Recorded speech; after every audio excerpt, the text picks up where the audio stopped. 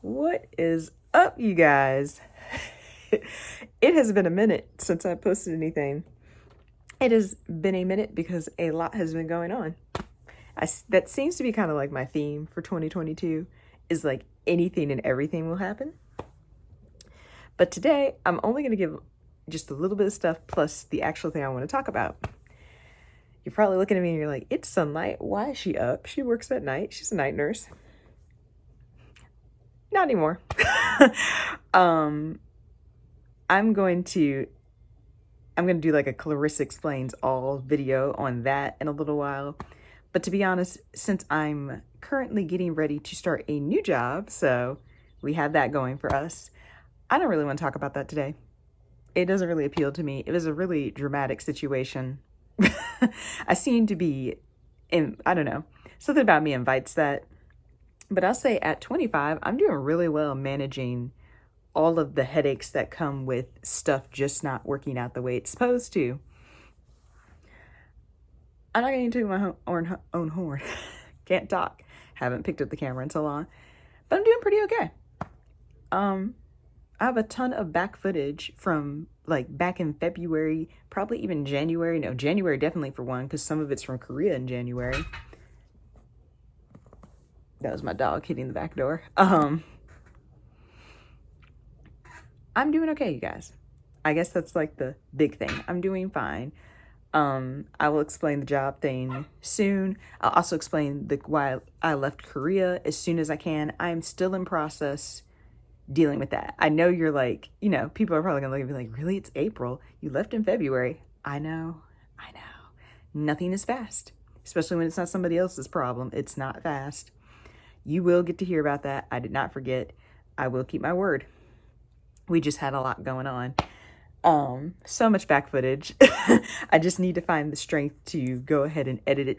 But I've also been dealing with Crohn's disease on figuratively and literally on steroids. So I just don't sleep very well. I haven't been eating very well. Not because I don't want to, but just because I can't. But I'm doing all right.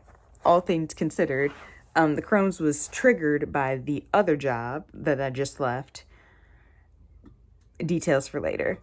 But today, I was sitting around and thinking about some of my life as an expat. I think it's like the full word is expatriate, whatever, when you live somewhere that isn't your home country for a little while.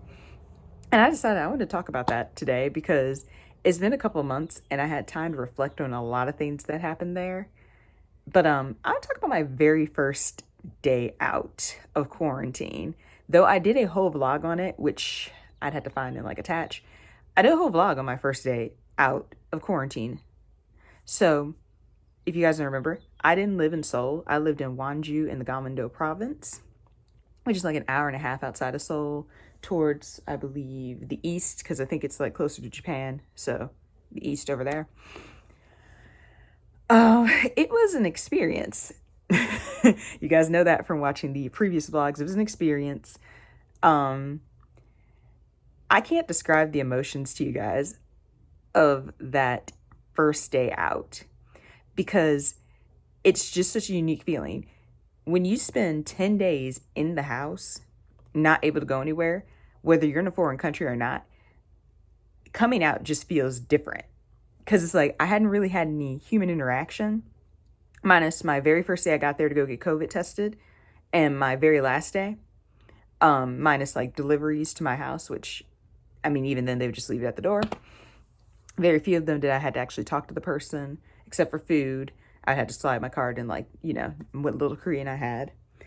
But that very first day out was super duper stressful in a way that I can't really, looking back now, I realize how stressed I was that first day, though it was really clouded over the excitement of being like, oh my God, I'm like, I can leave my house now. Oh my God, I am in Korea. Like my airport experience, which I also, did a whole story time on, was what it was, but I didn't really have that much interaction with anybody. My coworkers would kind of text me, but none of them really met me until the first day of teaching. I didn't meet them until what was that? So I got there on January 16th? 16th. And I didn't meet them until January. No, I got there December 16th. And I didn't see them until January 3rd. So I was pretty much on my own. That, like, after that 10 days, I had about a week off because of winter break. I didn't see any of them until the very first day of work. And we all lived in the same building. So how this went down. After 10 days of quarantine, I was starting to I was running out of food, like perishable food. I needed to go grocery shopping kind of badly because I was living off of delivery those first couple days. So I texted my coworker and I said, hey, like, where's the closest grocery store to where we live? She went on ahead and told me which ones were closest by and, like, the convenience stores too, because Korean convenience stores, y'all, awesome. Just so awesome. So awesome. I wish I had filmed more of that. We need to get on their level. We have 7-Elevens here, and like the 7-Elevens there used to sell some really good stuff. I'm still upset about that. We're not gonna get in that. Anywho, she messaged me and told me where they were and how to get there. So of course, me being me, I got this information. I was like, I'm gonna go. I put on my long johns. I think I wore overalls that day because I feel comfortable in them and safe. Put on my thick, heavy jacket because it was like maybe 15 degrees Fahrenheit there. So it was below 0 Celsius, but it was like 15 degrees that day when I got out of quarantine. Maybe 15 degrees, maybe 10 Fahrenheit. So I had on my like thick jacket, my mittens, my pom-pom hat, and I was ready to go, you guys. So the first order was figuring out how to read the map and directions that she gave me, because she gave me like a lot of information, which I'm thankful for. But like just leaving my apartment, which I had never seen. No. I'd seen it once, maybe twice in daylight. And that was only just enough to get into a car, go somewhere, and then come back. So I'd never seen like the town in daylight other than to go get COVID tested. And yeah, it wasn't, I'm in a foreign country. I don't speak the language. I've never been outside of the country before I got to Korea. I was pretty nervous. She was explaining it really well and in detail because I didn't want to burden her. And my big thing with her was like, I do need to learn how to do this on my own if I'm going to live here. So she gave me the detailed instructions. I got all dressed and I walk out. And from there, it was just like figuring out which way was which. This is why speaking and understanding language would be really, really pertinent. But I did the best I could. I went in the direction she told me and went. And I'm going to have to find the videos and attach the photos from it because I'm not going to lie. I ended up getting lost very first day. So I guess my first shout out of this video is to my friend Stacie, who was on the phone with me on Discord.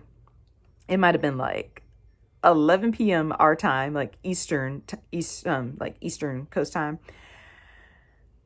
Yeah, she stayed on the phone during this little odyssey. She was like coaching me. She's like, you can do it. And I'm like, I hope I can do this. She got to hear me talk about like, I got lost. I walked a good maybe quarter to half a mile past where I was supposed to go because her instructions were like, it's a straight shot. So in my mind, straight shot means like you're gonna run into it.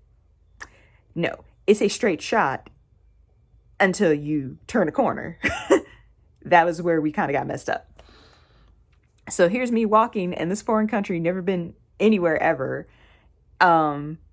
I'm just looking, I'm a happy little foreigner and I'm smiling at everybody. I got my mask on though, so nobody can see. Everybody's staring at me because they've never seen me in town. And like I said, this isn't Seoul where you see foreigners. This is like a province in the mountains. They're looking at me like, and I'm looking at them like, because I didn't know what else to do. So I walk. I'm going smack, like straight past this place by a good amount to the point where I was on the phone with Stacie and I told her, I was like, I'm in the hood. Like, I think I'm in the wrong neighborhood now. Like, I think I'm in the hood. And she's like, and someone said to me later, it's like, you can always tell when you end up somewhere you're not supposed to go. And that is 100% true because, well, I don't know what, like, even though I live in the burbs here, I did go to school in Richmond for a time period. And like, it was like the difference between Chesterfield County, suburbia, to like inner city Richmond for a moment. I could just tell I was not where I was supposed to be. You could just tell. I got in contact with my coworker though, and she kind of let me, she's like, no, you gone way too far. So I had to reverse back, came up, found where I was supposed to turn. And from there, it went a lot smoother. So my first shop ever, the first place I ever went into was Daiso. I'll see if I can find a logo of it. Ooh, excuse me. I got tongue-tied. I was waiting for my neighbor to back in his noisy truck. So let's see if I can do this better. Very first shop I walked into in Korea was Daiso. This is going to be where I do my second shout out for this video. So a big thanks to my friend Nate Pierce for this piece of advice, because had he not given it to me, I would have been so much more overwhelmed than what, like, I would have felt ashamed for the overwhelm I felt. But like, I still kind of feel sad that I felt so overwhelmed. When I stepped into Daiso, I almost, like, just walking through it felt so surreal with like the Korean music, the Japanese music, the like reading things and not knowing what they were except for the pictures on the box, not knowing how their checkout machines worked, like just everything. It felt so overwhelming. Like I felt like I was going to cry in the middle of the store as I'm just picking up a few items that I needed in my household, like cleaning supplies and that kind of stuff. So here's where I have to shout out Nate for this. He went on a mission for the Church of Jesus Christ of Latter-day Saints for 2 years in Brazil. And when I was just playing with the idea of going to Korea, like I want to go teach in Korea. I think that's what I want to do now that I just graduated. About a year ago, it's almost been a year since I told him this. He looked at me and said, I'm going to give you a piece of advice that would have really helped me back when I went on my mission. He's like, when you go grocery shopping, don't expect to recognize anything. Like, you're not going to have any brand recognition at all. He said, my first time grocery shopping was very overwhelming in Brazil. He's like, because you go in thinking like a grocery store is a grocery store. It is not. He said, you're not going to recognize anything. You won't. There's no brand recognition the way that you have here in the States where like, you know what everything is and can, like, you just know. And I didn't think about that until he said it. But truly, when you go live in a foreign country, you are living in a foreign country. Like, you don't recognize the things that are there other than like the pictures on the box. Some boxes like Kleenex and that kind of stuff will have English words on them, but the rest of it, the description's in Korean.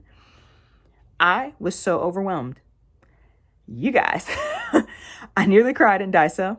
I actually put everything back from my cart. Like I had a little cart that I was rolling around. I put everything back and I walked out of Daiso with absolutely nothing that very first day.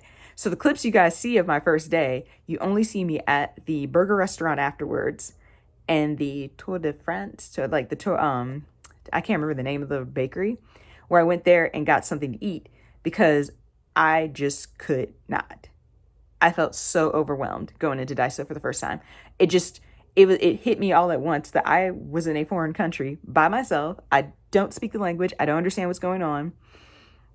I just put everything back and I walked out.